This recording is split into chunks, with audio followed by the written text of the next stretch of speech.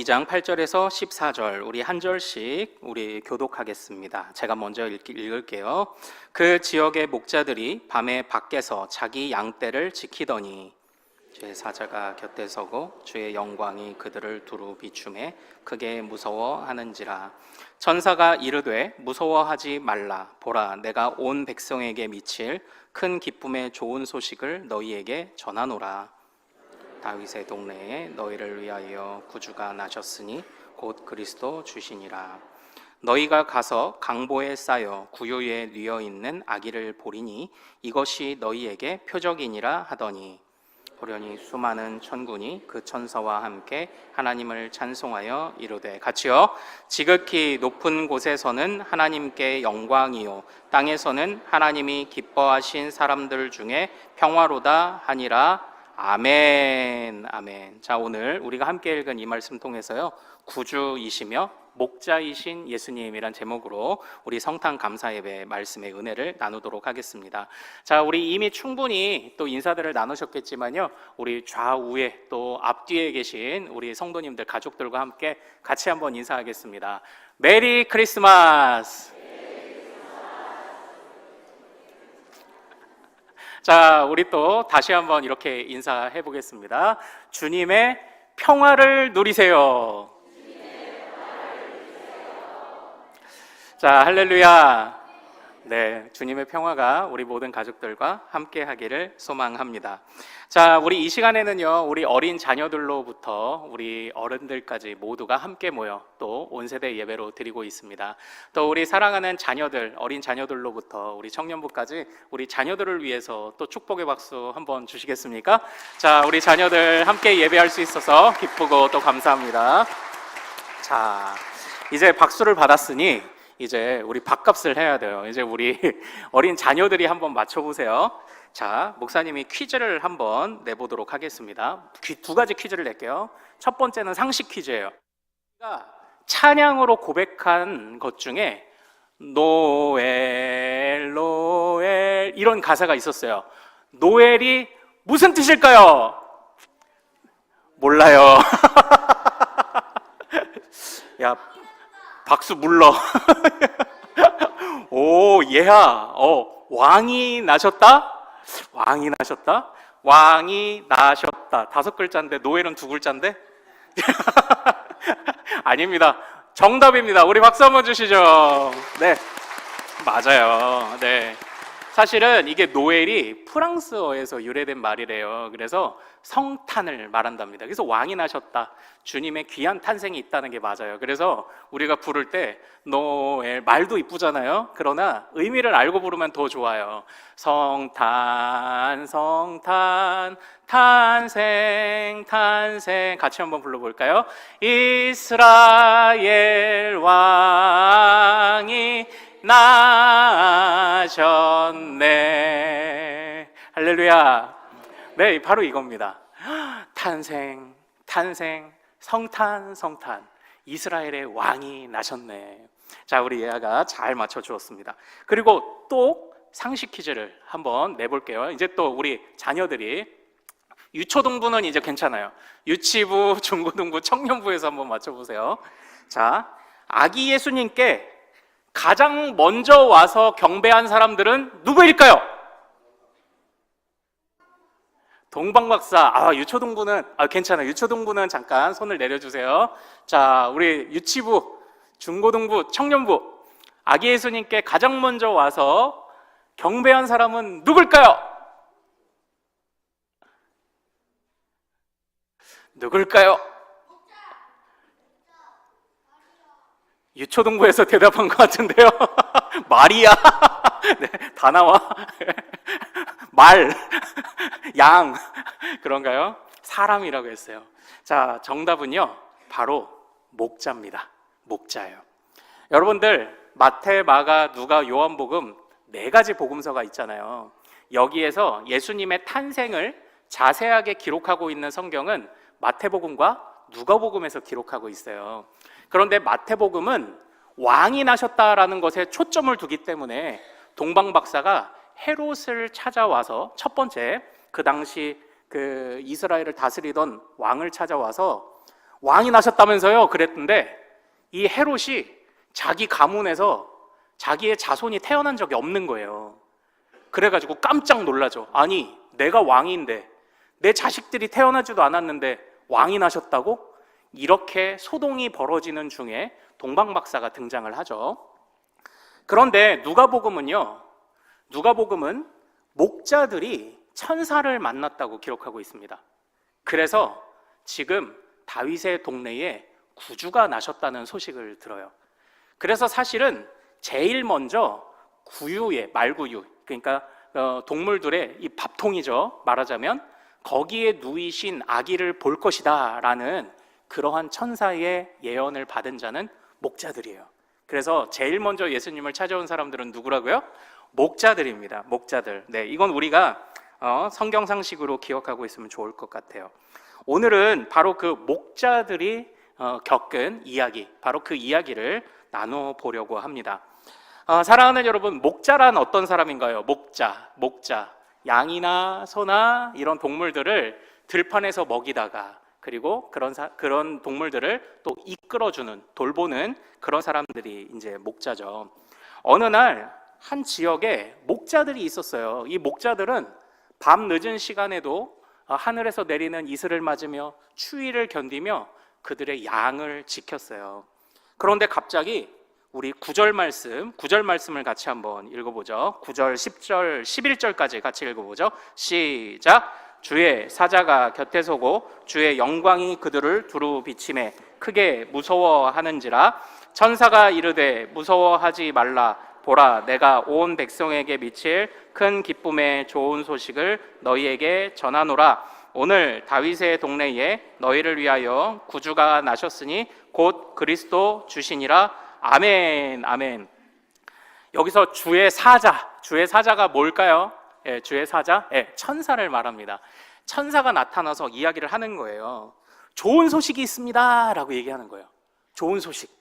뭐가 좋은 소식일까요? 그런데 그냥 좋은 소식이 아니에요. 큰 기쁨의 좋은 소식, 큰 기쁨을 가져오는 좋은 소식을 지금 전해준다고 합니다. 뭐가 좋은 소식이었을까요? 그러니까 실제로는 말로 했겠지만 제가 한번 이렇게 편지를 적어왔어요. 아마 천사가 이렇게 했을지도 모르겠어요. 여기 겉에 보면 굿 뉴스라고 적혔어요. 좋은 소식이라고 적혔어요. 좋은 소식. 좋은 소식이 뭔지 한번 열어볼까요? 자, 좋은 소식이 뭘까요? 화면으로 보이셔야 되는데 같이 한번 읽어볼까요? 시작! 구원자가 오셨다! 바로 이게 좋은 소식이래요. 좋은 소식. 자, 그런데 우리 사랑하는 자녀 여러분들, 자, 우리 유치부, 자, 구원자가 오셨다. 여러분들이 기뻐요, 안 기뻐요? 기뻐요. 야, 이거 유초동부가 유치부 목소리 낸 것 같은데 맞춰볼까? 예린이 같은데 아닌가? 자, 그러면 우리 엄마, 아빠, 할아버지, 할머니들께 여쭤보겠습니다. 구원자가 오셨다. 기쁜 소식입니까? 아닙니까? 기쁜 소식입니다. 기쁜 소식이에요. 자, 왜 구원자가 오셨다가 기쁜 소식일까요? 목사님 이렇게 한번 또 표현을 해볼게요. 목사님이 대학교 때 정말 가정 형편이 어려워서 학교를 다니기 정말 쉽지 않았는데 어느 날 교수님이 부르시는 거예요. 그러더니 봉투를 이렇게 하나 저한테 딱 주시는 거예요. 봉투를 주신 거예요. 그래서 아니 교수님 이게 뭐예요? 하고 물어봤더니 안에 편지 하나와 그리고 돈이 들어 있었어요. 그런데 그 돈이 어떤 돈인지 편지에 이렇게 적혀 있었습니다. 자, 어떤 돈이었을까요? 바로 장학금. 이게 장학금인 거예요. 어떤 권사님이 그냥 어려운 신학생 주라고 맡기고 갔대요. 아직도 누군지 몰라요. 근데 너무 감사해요. 제가 그때 한 47만 원 정도인가가 부족해서 못 내고 있었는데 세어보니까 한 47만 원 정도 들어있는 거예요. 한 50만 원 정도. 절묘하게 장학금을 받은 거예요. 이 장학금이라는 이 편지는, 이 소식은요 저한테 너무 기뻤어요. 왜냐하면 너무 필요했는데 마침 그 필요한 것을 딱 채워주시니까 너무 기뻤던 겁니다. 자, 그러면 우리 똑같이 한번 생각해 보죠. 장학금이 필요한 저에게 장학금을 주셔서 기뻤어요. 자, 그러면 천사가 나타나서 자, 구원자가 오셨다라는 이 소식이 기쁨의 소식이래요. 그러면 이건 곧 무엇을 의미하는 겁니까? 우리 같이 한번 따라해 볼까요? 우리는 구원자가 필요한 사람입니다. 네, 바로 이걸 의미하는 거예요. 그러니까 구원자가 필요한 세상에 구원자가 오셨기 때문에 기쁜 소식이라는 거예요. 장학금이 필요한 저에게 장학금을 주셨기 때문에 기쁜 편지였던 것처럼 구원자가 필요한 세상에 구원자가 오셨으니, 여기 성경에는 뭐라고 되어 있냐면 구주라고 되어 있어요. 구원하시는 주님, 구원하시는 주님이 오셨기 때문에 기쁜 소식이다라고 이걸 천사가 전해준 거예요. 자, 그럼 여러분 한번 생각을 해보죠. 왜 우리에게는 구원자가 필요할까요? 구원자. 우리 구원자가 와서 어떤 일을 하는지를 알기 위해서는 구원이 뭔지를 조금 생각해 보면 좋을 것 같아요.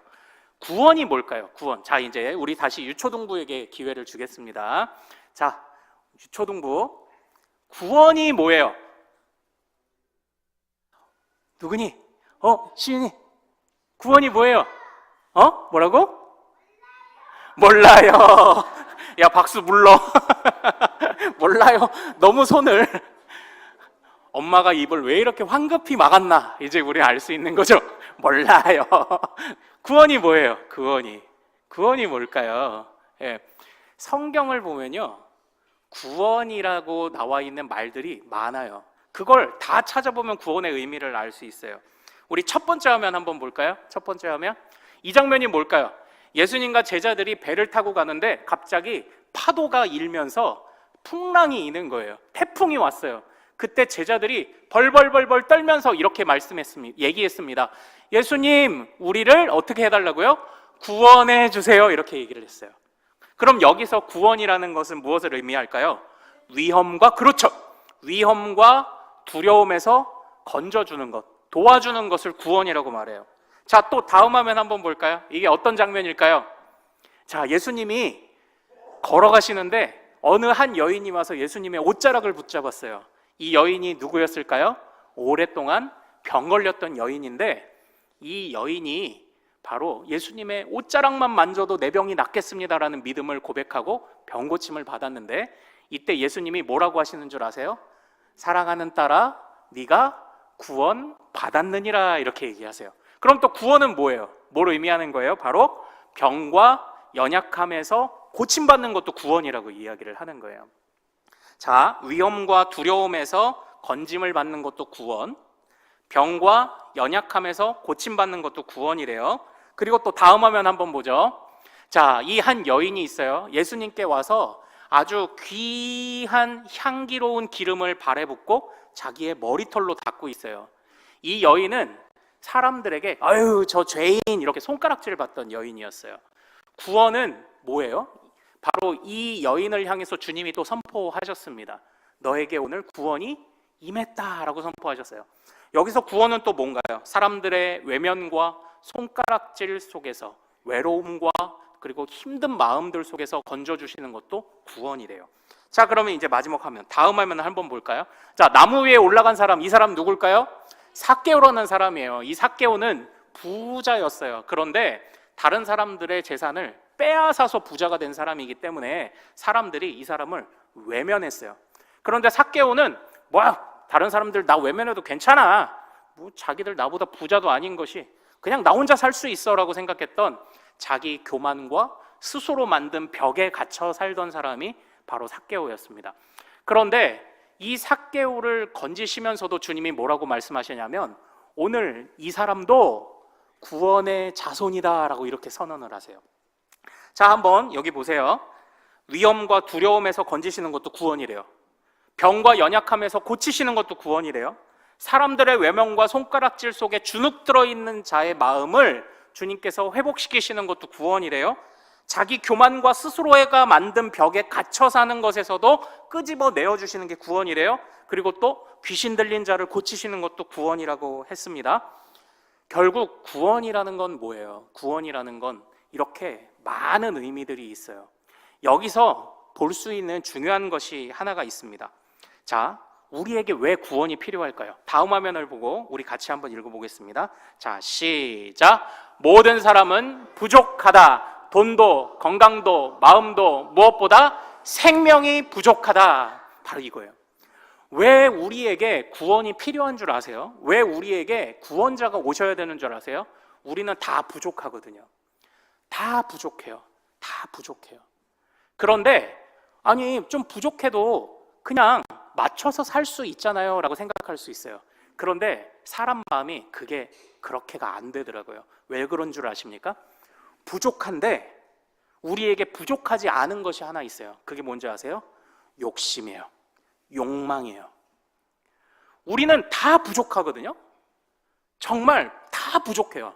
그런데 부족한데도 욕심과 욕망은 끝이 없어요. 그래서 우리가 정말 힘들고요, 비참하고요, 마음이 항상 아프고 가난한 거예요. 그렇기 때문에 주님이 우리에게 오셔서 우리를 좀 고쳐주셔야 되는 거예요. 이대로는 삭개오처럼 부자가 돼도요, 아니요, 부자가 돼도 마음이 시원하지가 않아요.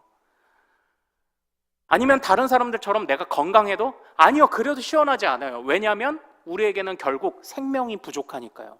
우리는 부족한 거 투성이에요. 그런데 욕망과 욕심 투성이에요. 부족한데 욕심이 많아요. 부족한데 어떻게 해서든지 내 욕심을 채우려고 하는 그런 욕망이 많아요. 그렇기 때문에 우리에게 구원이 필요하고요. 그렇기 때문에 우리에게 구원자가 오셔야 하는 것입니다. 그래서요, 바로 이 천사들이 나타나서 이렇게 말씀한 것입니다. 목자들에게 나타나셨어요.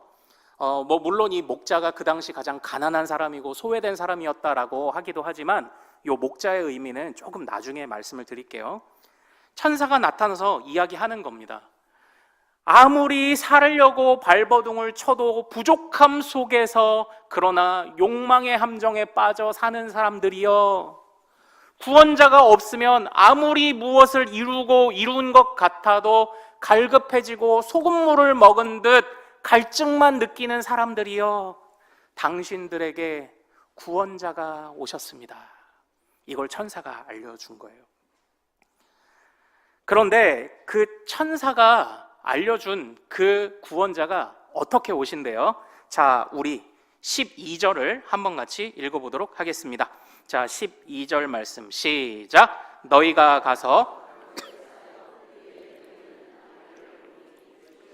너희에게 표적이니라 하더니 아멘.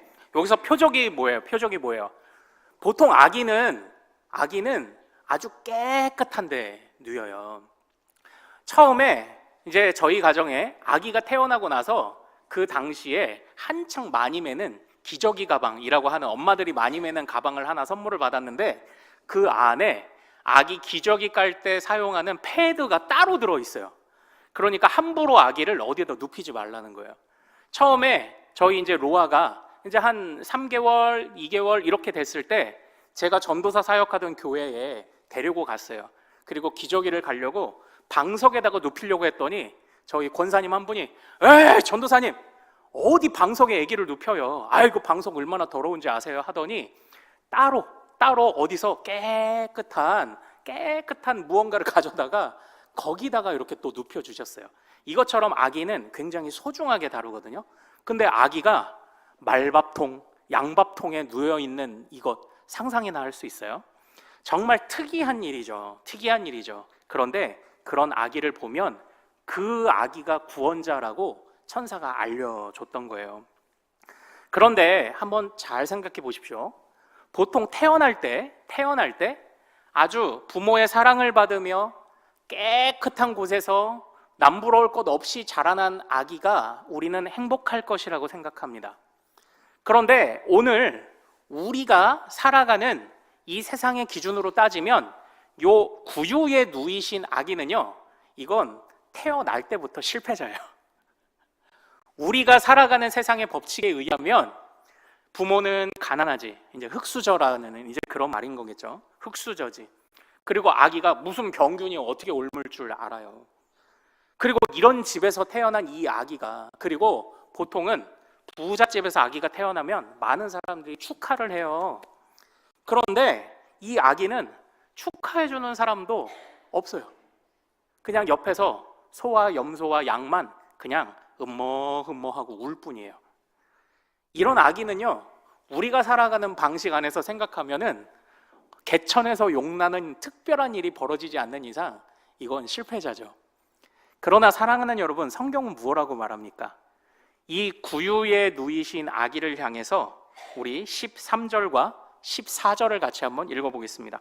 자, 시작. 호련히 수많은 천군이 그 천사와 함께 하나님을 찬송하여 이르되 지극히 높은 곳에서는 하나님께 영광이요 땅에서는 하나님이 기뻐하신 사람들 중에 평화로다 하니라. 아멘. 바로 사람들의 눈에 보기에는 흙수저고 실패자고 도저히 행복할 수 없을 것 같은 아기이지만, 그러나 이 세상의 주인이신 저 하나님이 거하시는 저 하늘에서는 뭐라고 외치고 있습니까? 와, 기쁘다. 와, 기쁘다. 영광스럽다라고 외치고 있습니다. 결국 이것은 무엇을 의미하는 걸까요? 우리 다음 화면을 보고 이렇게 한번 읽어보죠. 결국 제가 이렇게 구원을 총정리를 해볼게요. 자, 같이 한번 읽어보겠습니다. 시작. 피조물의 존재 방식이 아니라 완전하신 창조주 하나님의 존재 방식으로 사는 것, 이것이 구원이에요. 그러니까 이런 겁니다. 이 세상의 기준으로 보면요, 우리는 없어요. 부족해요. 그러나 욕망이 끝이 없어서 서로 물고 뜯죠. 서로 물고 뜯어요. 부족한데 어떻게든 채우려고 하다 보니까 물고 뜯는다고요. 이 세상의 법칙이 그래요. 그리고 우리는 이 세상의 법칙에 나를 맞춰 살아가는 것에 이제는 익숙해져 버렸습니다. 그래서 이제는 뭐가 잘못됐는지도 모르고 그냥 따라 살아요.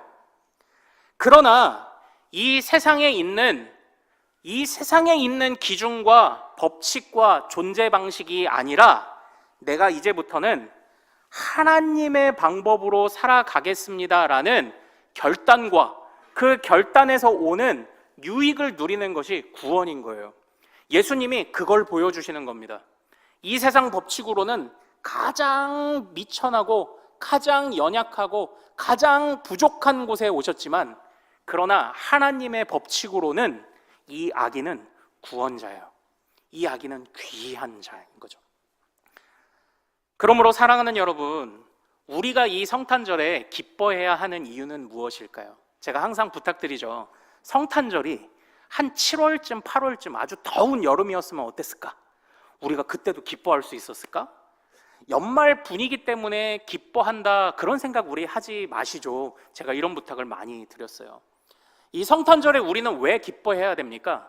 내가 이제는 더 이상 세상에 부족하지만 욕망만 가득한 법칙을 따라 살지 않아도 하나님이 나를 책임져 주신다는, 이제 나는 하늘의 법칙에 속하게 되었다는 것에서 우리는 이 성탄의 감사를 고백해야 할 줄로 믿습니다. 이거죠. 이것 때문에 기쁜 거죠. 이 세상에 내가 흙수저니 뭐니, 내 자식 이거 물려주네 못 물려주네, 내가 남의 거 뺐네 못 뺐네, 내가 얼만큼 올라갔네 못 올라갔네를 신경 쓰지 않아도 이제는 내가 주님의 법칙 안에서, 주님의 기준 안에서 내가 이 구원자를 주님이 존귀하게 여기신 것처럼 나도 그 구원자의 은혜를 입은 자로, 그 구원자의 가족으로 나를 존귀하게 여기시는 그 주님의 약속이 이 성탄절에 실현되었기 때문에, 그래서 우리가 기뻐하는 것 아니겠습니까? 이제 우리는 세상 법칙에 휘둘리는 사람들이 아닙니다. 그러므로 사랑하는 여러분, 이 성탄절에 우리가 내가 이제 하나님의 법칙에 지배를 받는, 하나님의 법칙에 다스림을 받는 사람이 되었구나.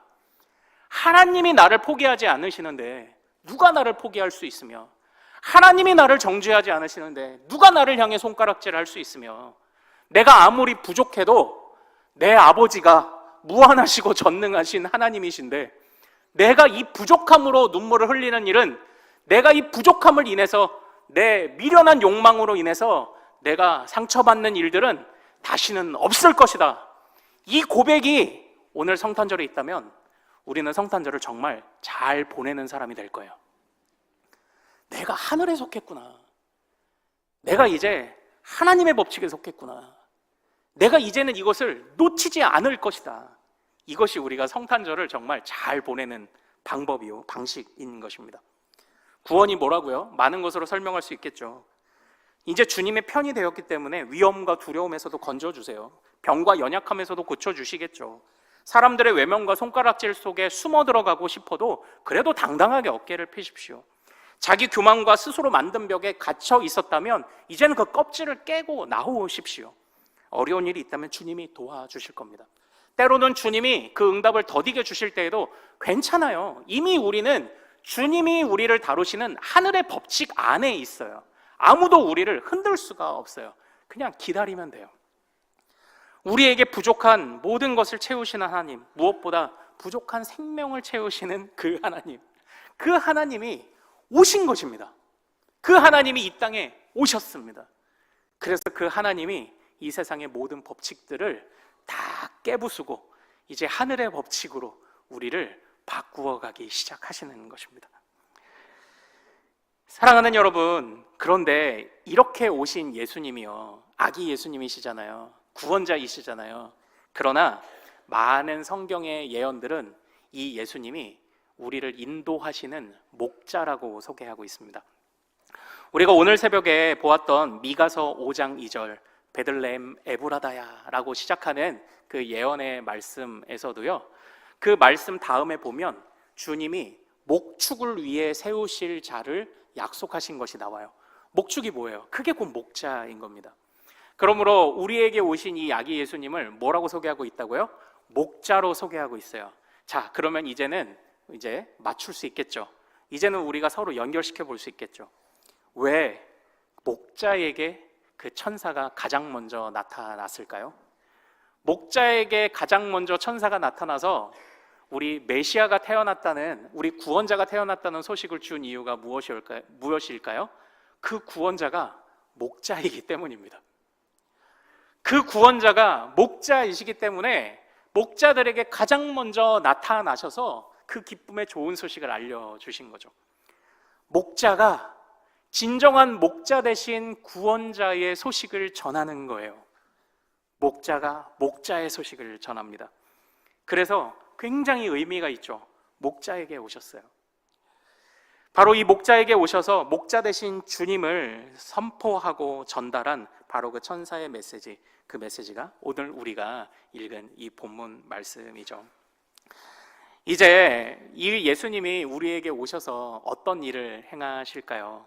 우리는 이 세상의 법칙대로 살아가다 보면요, 우리 사랑하는 자녀 여러분들, 우리 엄마 아빠가 속상해하는 이유의 대부분은 다 이 세상의 법칙 때문에 그래요. 다 뭐가 없어서 그래요. 그런데 하고 싶은 것, 이제 여러분들도 똑같을 거예요. 무언가 하고 싶은 것들은 끝이 없는데 나에게 없는 것만 자꾸 생각나다가 이러다가도 서로 또 마음이 상해요. 대부분의 우리가 살아가면서 겪는 문제는 바로 그런 것들입니다. 그러다 보면 어떤 일이 있는 줄 아세요? 그러다 보면은 이제는 끼리끼리 뭉쳐요. 끼리끼리 뭉친다고요. 야, 쟤랑 놀지 마. 그러니까 계급이 생기는 거고요. 그러니까 차별이 생기는 겁니다. 왜냐? 쟤까지 신경을 쓸 수가 없거든요. 쟤까지 신경 못 써요. 왜냐? 내가 가져야 되기 때문이죠. 내 부족한 걸 채워야 되기 때문이에요. 그러니까 자꾸 그런 거 가지고 순위 매기고 등급을 매기는 겁니다. 우리 엄마 아빠가 겪는 고민의 대부분은 다 여기에 걸려요. 이 부족함에서 걸립니다. 그러나 이건 세상의 법칙이에요. 이건 이 세상의 법칙이에요. 하나님의 법칙으로 우리는 어떤 유익을 누릴 수 있습니까? 자, 목자 대신 예수님이 오셔서 우리에게 어떤 일을 행하실지 이미 우리는 목자가 어떤 역할을 하는지 구약의 시편 23편을 통해서 이미 충분히 배웠습니다. 우리 23편 말씀 좀 같이 화면을 보고 읽어볼까요? 자, 먼저 첫 번째 페이지 같이 읽습니다. 시작! 그가 나를 푸른 풀밭에 누이시며 쉴만한 물가로 인도하시는도다. 내 영혼을 소생시키시고 자기 이름을 위하여 의의 길로 인도하시는도다. 아멘. 여기 한번 잘 보세요. 목자는 어떤 일을 합니까? 목자는 양을 쉴만한 물가로 인도해요. 쉴만한 물가로 인도해서 뭐 하게 하는 거죠? 거기서 먹이고 입히고 살게 하는 겁니다. 목자는 양들을 먹이고 입히고 살게 해요. 또 목자는 어떤 일을 합니까? 내 영혼을 어떻게 해요? 소생시키시고, 목자는 양의 생명을 보호해요. 그리고 목자는 양이 엉뚱한 길로 가지 않도록 길을 안내해줘요. 이게 목자예요. 자, 그리고 우리 또 다음 화면 4절 말씀 같이 읽습니다. 시작. 내가 사망의 음침한 골짜기로 다닐지라도 해를 두려워하지 않을 것은 주께서 나와 함께 하심이라. 주의 지팡이와 막대기가 나를 안위하시나이다. 아멘. 아멘. 바로 이런 말씀이 있죠. 여기서 또 목자는 어떤 역할을 합니까? 두려워하지 않도록 보호합니다. 보호해요. 그래서 항상 그러니까 이 양들이 맹수를 만나면 목자가 구해줘요. 그런데 이런 일이 반복되면 양들에게는 어떤 일이 일어나는 줄 아세요? 목자와 같이 있으니 겁내지 않아도 되겠네라는 배움이 생기죠. 그런 지식이 생겨나는 겁니다. 목자는 이런 역할을 한대요. 먹인대요. 길을 인도한대요. 생명을 보존한대요. 그리고 함께 한대요. 두려워하지 않게 한대요. 바로 그 은혜를 임마누엘 예수님이 우리에게 오셔서 주신 줄로 믿습니다. 이게 성탄이죠. 이게 성육신의 감격이고 기쁨이죠. 사랑하는 여러분, 그러므로 오늘 우리는 우리의 지금 인생만큼 성탄절을 보내지 않았습니까? 매년 한 번씩 오니까요. 저만 해도 모태신앙으로 태어난 지 벌써 47번의 그 성탄절을 보내고 있습니다. 물론 여러분들 중에 신앙생활을 뒤늦게 시작하신 분들은 성탄의 진정한 의미를 깨달아간 지 얼마 안 되신 분도 물론 있을 것입니다. 그러나 우리가 이 성탄절을 매년 그냥 올해도 또 보냈네 하고 횟수만 쌓아가면 이게 성탄절이 무슨 의미가 있겠어요. 이 성탄절의 의미가 아이고 또 그래 아기 예수님으로 오셨다. 그리고 또 저는 또 좀 엄격하잖아요. 아기 예수님 탄생 축하라는 말 못 쓰게 하잖아요. 감사다. 아기 예수님 감사다. 그래서 성탄 감사 예배라고 제가 이제 했잖아요. 그런데 매년 듣는 얘기 아닙니까? 아기 예수님 오셨다. 와, 기쁘다. 박수치자. 구원자가 오셨다. 그런데 그렇게 우리가 박수하고 기뻐하고 하는 것도 중요하겠지만 성탄을 정말 잘 보내는 건 뭐냐면 정말 내가 이제는 하늘의 법칙으로, 하늘의 법칙에 속했구나. 이제 나는 하늘의 기준으로 살아가는 사람이구나라는 이 확신이 매년 성탄절을 보낼 때마다 우리 마음속에 굳게 자리 잡아야 정말 성탄이 우리에게 진짜 의미를 가지고 다가오는 귀한 성탄이 되는 것입니다.